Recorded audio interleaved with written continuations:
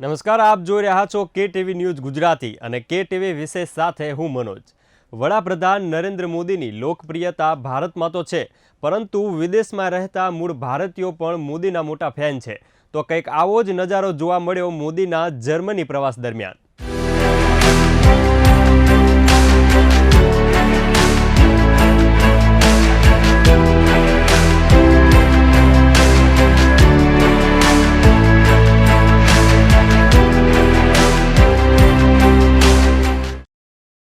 વડાપ્રધાન નરેન્દ્ર મોદી જર્મનીમાં G7 સમિટમાં ભાગ લેવા પહોંચ્યા હતા। જર્મનીમાં મોદીનું ભવ્ય સ્વાગત કરવામાં આવ્યું હતું। ત્યાં PM મોદીએ વિવિધ મુદ્દે G7માં સમાવિષ્ટ દેશો સાથે ચર્ચા કરી હતી। જર્મની પહોંચ્યા PM મોદી। G7 સમિટમાં મોદીએ લીધો ભાગ। જર્મની દ્વારા કરાયું હતું સમિટનું આયોજન। જર્મનીમાં મોદીનું ભવ્ય સ્વાગત। જર્મની ભારત માતા કી જય સાથે ગુંજી ઉઠ્યું। ગુજરાતીઓએ રામ રામના બેનર સાથે કર્યું સ્વાગત। G7 સમિટમાં ભાગ લેવા માટે નરેન્દ્ર મોદી જર્મની ગયા હતા। મોદીએ કહ્યું હતું કે હું સમિટ દરમિયાન વિશ્વના નેતાઓ સાથે ફળદાયી ચર્ચાની આશા રાખું છું। મોદીના આગમન પર બહોળી સંખ્યામાં ભારતીયો દ્વારા વડાપ્રધાનનું ઉષ્માભર્યું સ્વાગત કરવામાં આવ્યું હતું। ભારત માતા કી જયના નારા સાથે મૂળ ભારતીયો દ્વારા વડાપ્રધાનને આવકારવામાં આવ્યા હતા, જે મોદીની વિદેશમાં પણ વધતી જતી લોકપ્રિયતા દર્શાવે છે। વડાપ્રધાન નરેન્દ્ર મોદી 26 જૂનથી યોજાનાર G7 સમિટમાં ભાગ લેવા માટે રવિવારે જર્મનીના મ્યુનિક પહોંચ્યા હતા। 2 દિવસ સમિટ દરમિયાન મોદી G7 અને મહેમાન દેશો સાથે બેઠક કરી સમકાલીન મુદ્દાઓ પર વિચારોનું આદાન પ્રદાન કર્યું હતું। G7 સમિટ માટે વડાપ્રધાન નરેન્દ્ર મોદીના જર્મનીમાં આગમનને બાવેરિયા રાજ્ય દ્વારા 2 વિશેષ સંકેતો દ્વારા ચિહ્નિત કરવામાં આવ્યા હતા, જ્યાં વિશ્વની અગ્રણી લોકતાંત્રિક અર્થવ્યવસ્થાઓની વાર્ષિક બેઠક યોજાઈ હતી। સરકારી સૂત્રો અનુસાર મ્યુનિક એરપોર્ટ પર બાવેરિયન બેન્ડે PM મોદીનું સ્વાગત કર્યું હતું અને કહ્યું હતું કે રાજ્ય દ્વારા આવો સંકેત છેલ્લે 2015માં યુએસના પૂર્વ પ્રમુખ બરાક ઓબામા માટે કરવામાં આવ્યો હતો। તેમના પ્રસ્થાન નિવેદનમાં PM મોદીએ કહ્યું હતું કે હું G7ના ભાગીદાર દેશો અને અતિથિ આંતરરાષ્ટ્રીય સંગઠનો સાથે પર્યાવરણ, ઉર્જા, આબોહવા, ખાદ્ય સુરક્ષા, આરોગ્ય, આતંકવાદ, લિંગ સમાનતા અને લોકશાહી જેવા પ્રસંગોચિત મુદ્દાઓ પર વિચારોની આપ-લે કરી। સમિટની બાજુમાં કેટલાક સહભાગી G7 અને અતિથિ દેશોના નેતાઓને મળવા માટે આતુર છીએ। વડાપ્રધાને એક સત્તાવાર નિવેદનમાં જણાવ્યું હતું કે G7 સમિટમાં હાજરી આપ્યા પછી પ્રધાનમંત્રી 28 જૂન 2022ના રોજ સંયુક્ત આરબ અમીરાતની યાત્રા કરવાના છે। UAEના ભૂતપૂર્વ રાષ્ટ્રપતિ અને અબુધાબીના શાસક શેખ ખલીફા બિન જાયદ અલ નાહયાનના નિધન પર વ્યક્તિગત શોક વ્યક્ત કરશે। વડાપ્રધાન નરેન્દ્ર મોદી રવિવારે જર્મની પહોંચ્યા હતા, જ્યાં મોદીએ મ્યુનિકમાં ભારતીયોને પણ સંબોધિત કર્યા હતા, જ્યાં મોટી સંખ્યામાં લોકો મોદીને સાંભળવા ઉપસ્થિત રહ્યા હતા। જર્મનીમાં PM મોદીનું સંબોધન। મોટી સંખ્યામાં લોકો રહ્યા હાજર। મોદીને ગેસ્ટ ઓફ ઓનરનો અપાયો દરજ્જો। મોદીએ કટોકટીને ભારતના લોકશાહીના ઇતિહાસ પર કાળો ડાઘ ગણાવ્યો। PMએ તેમના ભાષણ દરમિયાન કહ્યું કે આજે 26 જૂન છે, જેને તે દિવસ તરીકે પણ ઓળખવામાં આવે છે જ્યારે 47 વર્ષ પહેલા દરેક ભારતીયના DNAમાં રહેલી ભારતીય લોકશાહીને કચડી નાખવામાં આવી હતી। કટોકટીએ ભારતના લોકશાહીના જીવંત ઇતિહાસ પર એક કાળો ડાઘ હતો। મોદીએ કહ્યું કે અમે જ્યાં પણ રહીએ છીએ ત્યાં અમે ભારતીયો અમારી લોકશાહી પર ગર્વ અનુભવીએ છીએ। દરેક ભારતીય ગર્વ સાથે કહી શકે છે કે ભારત લોકશાહીની માતા છે।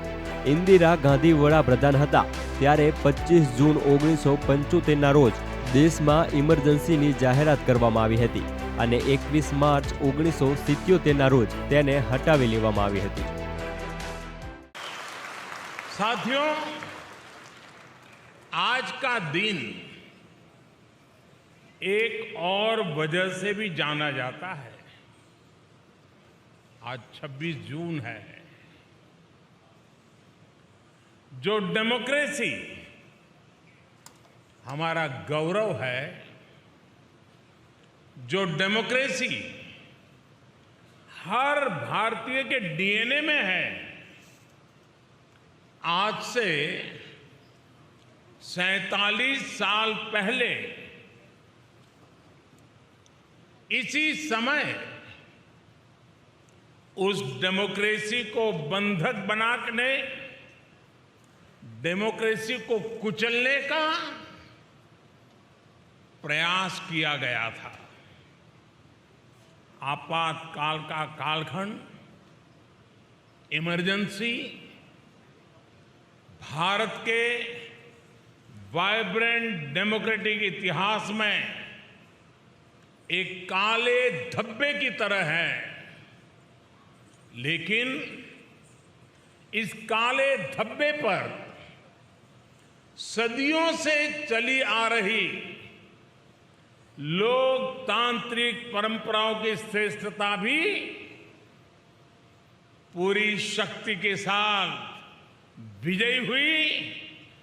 लोकतांत्रिक परंपराएं इन हरकतों के लिए भारी पड़ी है।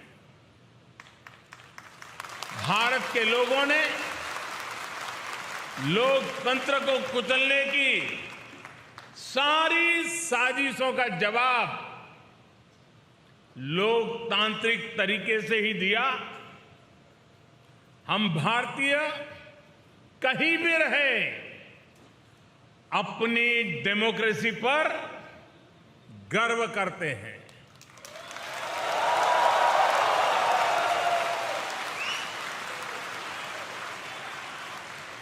और हिंदुस्तानी गर्व से कह सकता है कि भारत मदर ऑफ डेमोक्रेसी है। 2 દિવસીય G7 મુલાકાત દરમિયાન જર્મનીના મ્યુનિકમાં ત્યાંના ભારતીયોને સંબોધિત કરતી વખતે વડાપ્રધાન નરેન્દ્ર મોદીએ કહ્યું, આજે આપણે ગર્વથી કહી શકીએ છીએ કે ભારત લોકશાહીની માતા છે। સંસ્કૃતિ, ખોરાક, કપડાં, સંગીત અને પરંપરાઓની વિવિધતા આપણી લોકશાહીને ગતિશીલ બનાવે છે। ભારતે બતાવ્યું છે કે લોકશાહીનું આદાન પ્રદાન કરી શકાય છે અને ભારતે આદાન પ્રદાન કર્યું પણ છે। नमस्कार।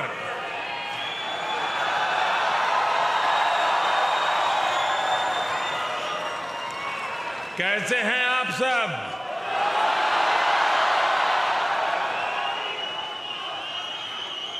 मुझे बताया गया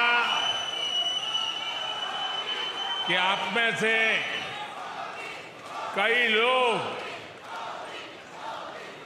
आज बहुत दूर दूर से लंबा सफर तय करके यहां आए हुए हैं।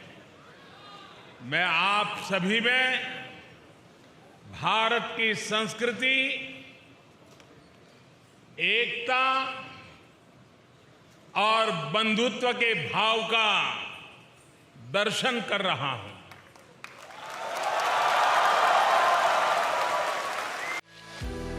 પીએમ મોદી જર્મનીની 2 દિવસ મુલાકાતે મ્યુનિક પહોંચ્યા હતા, જે દરમિયાન તેઓ G7 સમિટમાં ભાગ લીધો હતો અને શક્તિશાળી જૂથ અને તેના ભાગીદાર દેશોના નેતાઓ સાથે ઉર્જા, ખાદ્ય સુરક્ષા તેમજ આતંકવાદ જેવા મુદ્દાઓ પર ચર્ચા કરી હતી। એસોસિએટેડ પ્રેસના જણાવ્યા અનુસાર યુએસ પ્રમુખ જો બિડેને જણાવ્યું હતું કે યુક્રેનમાં યુદ્ધ વચ્ચે 7 દેશોનું જૂથ રશિયન સોનાની આયાત પર પ્રતિબંધની જાહેરાત કરવા માટે તૈયાર છે। વડાપ્રધાન મોદી જર્મન ચાન્સેલર ઓલાફ સ્કોલ્ઝના આમંત્રણને પગલે 26 અને 27 જૂને યોજાયેલી G7 સમિટમાં ભાગ લીધો હતો। વિશ્વના 7 સૌથી ધનાઢ્ય રાષ્ટ્રોના જૂથ G7ના અધ્યક્ષ તરીકે જર્મની દ્વારા સમિટનું આયોજન કરવામાં આવ્યું હતું। G7 નેતાઓ યુક્રેનની કટોકટી પર ધ્યાન કેન્દ્રિત કર્યું હતું, જેણે વૈશ્વિક ખાદ્ય અને ઉર્જા સંકટને વેગ આપવા ઉપરાંત ભૌગોલિક રાજકીય ઉથલપાથલ સર્જી છે। વડાપ્રધાન નરેન્દ્ર મોદીએ રવિવારે જર્મનીમાં વાતચીત કરતા ભારતની વૃદ્ધિની વાર્તાને પ્રોત્સાહન આપવા અને દેશની સફળતાના બ્રાન્ડ એમ્બેસેડર તરીકે કામ કરવા માટે જર્મનીના મૂળ ભારતીયોના યોગદાનની પ્રશંસા કરી હતી. ઓડીડોમ ઇન્ડોર એરના ખાતે એક વિશાળ કાર્યક્રમ દરમિયાન ત્યાંના મૂળ ભારતીયોને સંબોધતા તેમણે ભારતને વૃદ્ધિની વાર્તા પર પ્રકાશ પાડ્યો અને દેશના વિકાસ એજન્ડાને આગળ વધારવા માટે સરકાર દ્વારા હાથ ધરવામાં આવેલી વિવિધ પહેલનો ઉલ્લેખ કર્યો હતો. જર્મનીમાં વાઇબ્રન્ટ ભારતીય સમુદાયના હજારો સભ્યોએ આ કાર્યક્રમમાં ભાગ લીધો હતો. साथियों, मुझे याद है कि साल 2015 में जब मैं जर्मनी आया था तो स्टार्टअप इंडिया अभियान एक आइडिया के स्तर पर था. शब्द कान पे पड़ते थे. तब स्टार्टअप वर्ल्ड में भारत का कोई नाम निशान नहीं था, कोई जानता ही नहीं था. आज भारत में दुनिया का तीसरा सबसे बड़ा स्टार्टअप इकोसिस्टम है. एक समय था जब भारत साधारण से साधारण स्मार्टफोन भी बाहर से मंगाता था. आज भारत दुनिया का दूसरा सबसे बड़ा मोबाइल फोन मैन्युफैक्चरर है और अब भारत में बने मोबाइल दुनिया भर में जा रहे हैं.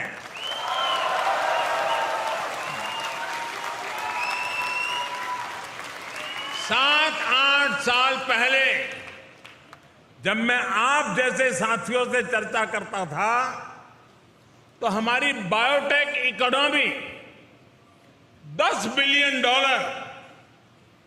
यानी 75,000 करोड़ रुपए की हुआ करती थी.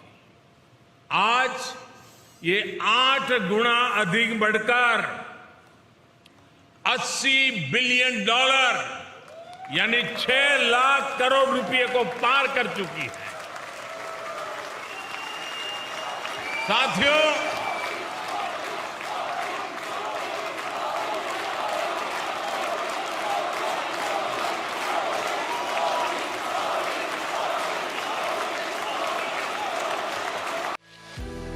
સૂત્રોના કહ્યા અનુસાર બાવેરિયાના મંત્રી રવિવારે પીએમ મોદી સહિત વિશ્વના ઘણા નેતાઓ માટે રાત્રિ ભોજનનું આયોજન કર્યું હતું, પરંતુ મોદીને એક રીતે ગેસ્ટ ઓફ ઓનરનો દરજ્જો આપવામાં આવ્યો હતો અને તે આ પ્રસંગે બોલનાર એકમાત્ર નેતા હશે. साथियों, आज का भारत होता है, चलता है, ऐसे ही चलेगा.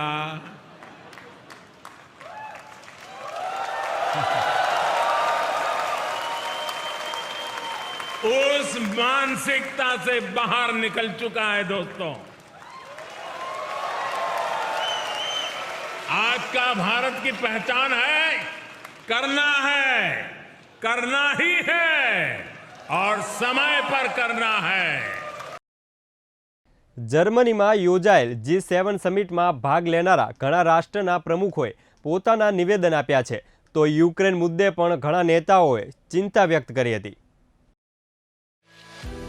જર્મન ચાન્સેલર ઓલાફ સ્કોલ્જે આ વર્ષની વાર્ષિક G7 સમિટમાં વૈશ્વિક અર્થતંત્ર પર કાર્યવાહી સત્ર પછી જણાવ્યું હતું કે ગ્રુપ ઓફ 7 સમૃદ્ધ લોકશાહીના તમામ નેતાઓ વૃદ્ધિ ધીમી પડતા અને ફુગાવો વધવાને કારણે વધતી આર્થિક કટોકટી અંગે ચિંતિત છે. સ્કોલ્જે એક ટેલિવિઝનના નિવેદનમાં જણાવ્યું હતું કે બધા સભ્યો અમે જે કટોકટીનો સામનો કરી રહ્યા છીએ તેના વિશે ચિંતિત છીએ. કેટલાક દેશોમાં વિકાસ દરમાં ઘટાડો, વધતો જતો ફુગાવો, કાચા માલની અછત અને પુરવઠામાં વિક્ષેપિત ફેરફારો આ કોઈ નાના પડકારો નથી.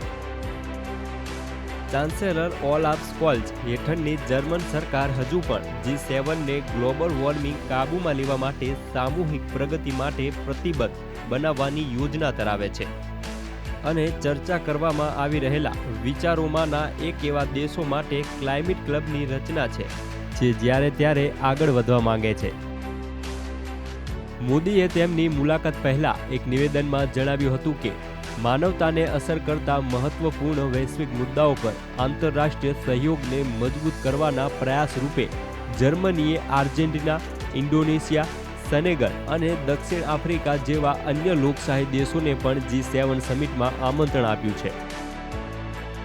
યુએસના પ્રમુખ જો બિડેન અને તેમના 7 સાથીઓના જૂથ રવિવારે ઉર્જા પુરવઠો સુરક્ષિત કરવા અને ફુગાવાને પહોંચી વળવા માટેની વ્યૂહરચનાઓ પર કામ કરશે, જેનો ઉદ્દેશ્ય મોસ્કોને સજા કરવા માટે કાર્યરત વૈશ્વિક ગઠબંધનને વિભાજિત કરવાથી રશિયાના યુક્રેન પરના આક્રમણના પરિણામને રોકવાનો છે.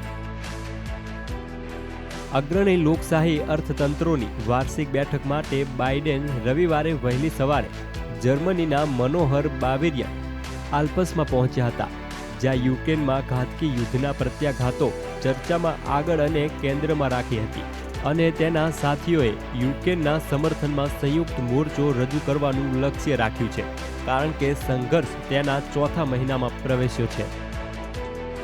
Biden Britain, Canada, France, Germany, Italy, Japan અને યુરોપિયન યુનિયનના નેતાઓ સાથે ઔપચારિક અને અનૌપચારિક બંને સેટિંગમાં બપોર વિતાવતા પહેલા સમિટના યજમાન જર્મન ચાન્સેલર ઓલાફ સ્કોલ્ઝ સાથે દ્વિપક્ષીય બેઠક સાથે તેમની મુલાકાત શરૂ કરી હતી. ભારત ઉપરાંત G7 સમિટમાં યજમાન જર્મનીએ ઇન્ડોનેશિયા, સેનેગલ અને દક્ષિણ આફ્રિકાને તેના ભાગીદારો તરીકે વૈશ્વિક દક્ષિણની લોકશાહીને માન્યતા આપવા માટે સમિટ માટે અતિથિ તરીકે આમંત્રિત કર્યા હતા. મોદીએ જણાવ્યું હતું કે તેઓ સમગ્ર યુરોપમાંથી મૂળ ભારતીય સભ્યોને મળવાની પણ આતુરતા ધરાવે છે, જેઓ તેમની સ્થાનિક અર્થવ્યવસ્થામાં તેમને યુરોપિયન દેશો સાથે ભારતના સંબંધોને સમૃદ્ધ બનાવી રહ્યા છે. જર્મન ચાન્સેલર ઓલાફ સ્કોલ્ઝે રવિવારે યુક્રેનમાં યુદ્ધ અને તેના દૂરોગામી પરિણામો તથા ઉર્જાની તંગીથી લઈને ખાદ્ય કટોકટી સુધીના બાવેરિયન આલ્પ્સમાં 3 દિવસ સમિટમાં 7 સમૃદ્ધ લોકશાહીના જૂથોના નેતાઓનું સ્વાગત કર્યું હતું.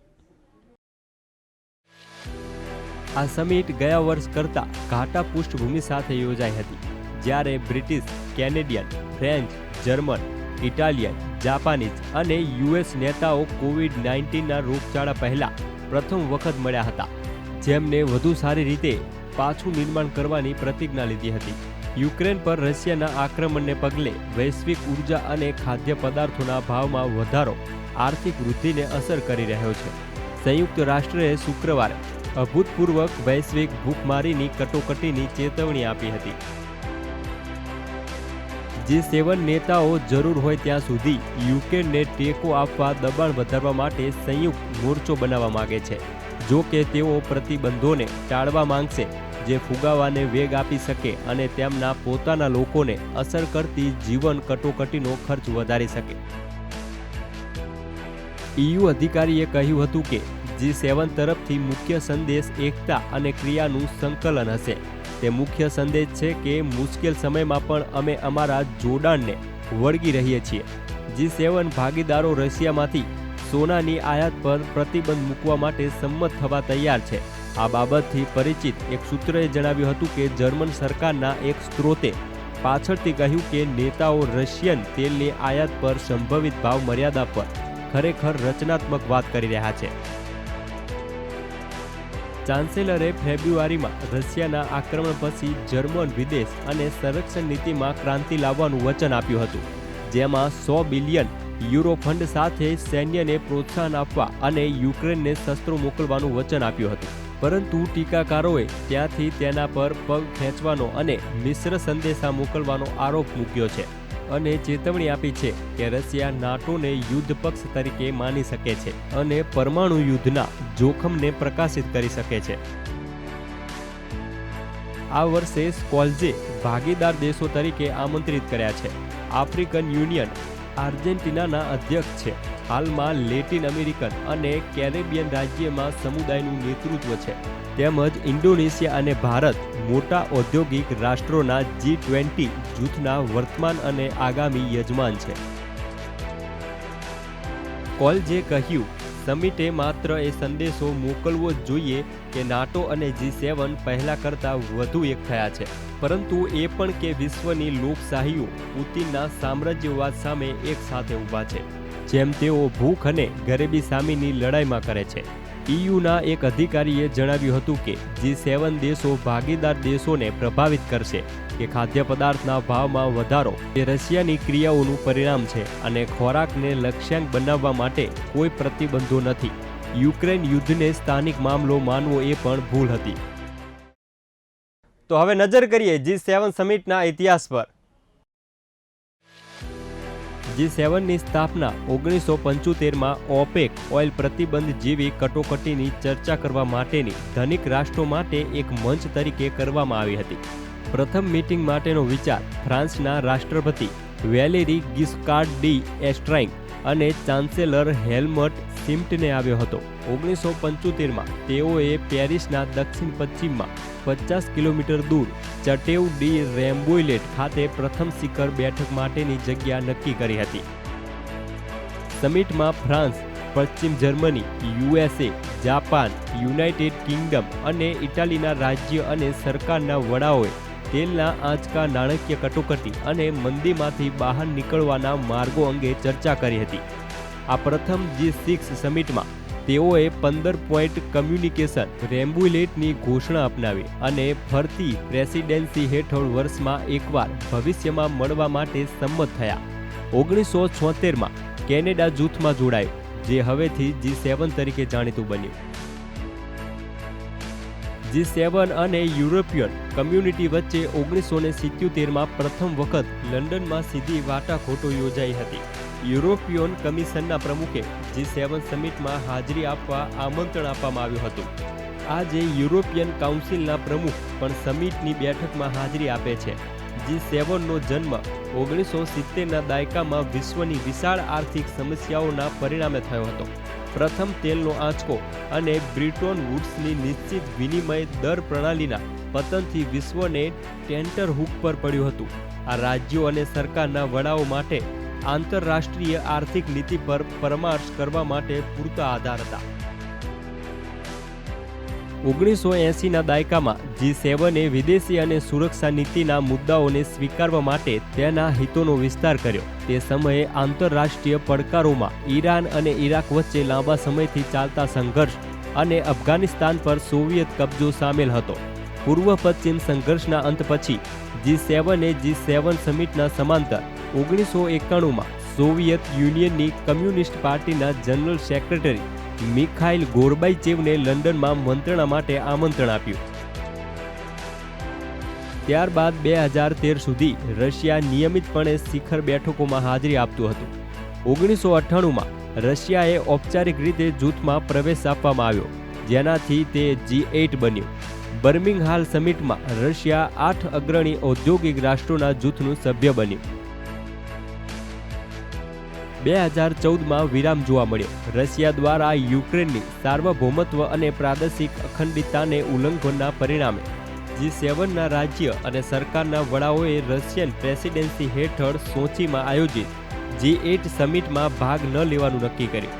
G7 રાષ્ટ્રો G8 સમિટમાં હાજરી આપશે નહીં જ્યાં સુધી રશિયા કોર્સમાં ફેરફાર ન કરે અને ફરી એકવાર એવું વાતાવરણ સર્જાય કે જેમાં G8 માટે વ્યાજબી ચર્ચાઓ કરવી શક્ય બને। સોચીમાં બેઠક કરવાને બદલે G7 સભ્ય દેશો 16 વર્ષમાં પ્રથમ વખત 4 અને 5 જૂન 2014ના રોજ બ્રસેલ્સમાં મળ્યા હતા। ત્યારથી જર્મનીએ G7 પ્રેસિડેન્સી સંભાળી છે। વિદેશ સચિવ વિનય મોહન કવત્રાએ શુક્રવારે જણાવ્યું કે PM મોદી G7 સમિટની બાજુમાં G7 અને મહેમાન દેશોના નેતાઓ સાથે દ્વિપક્ષીય બેઠકો અને ચર્ચાઓ કરશે। ભારત ઉપરાંત G7 સમિટના યજમાન જર્મનીએ પણ આર્જેન્ટિના, ઇન્ડોનેશિયા, સેનેગલ અને દક્ષિણ આફ્રિકાને તેના ભાગીદારો તરીકે વૈશ્વિક દક્ષિણની લોકશાહીને માન્યતા આપવા માટે સમિટ માટે અતિથિ તરીકે આમંત્રિત કર્યા છે। Bureau report, KTV news Gujarati. તો ફરી મળીશું આવા જ એક નવા મુદ્દા સાથે। ત્યાં સુધી જોડાયેલા રહો અમારી સાથે અને જોતા રહો KTV ન્યૂઝ ગુજરાતી।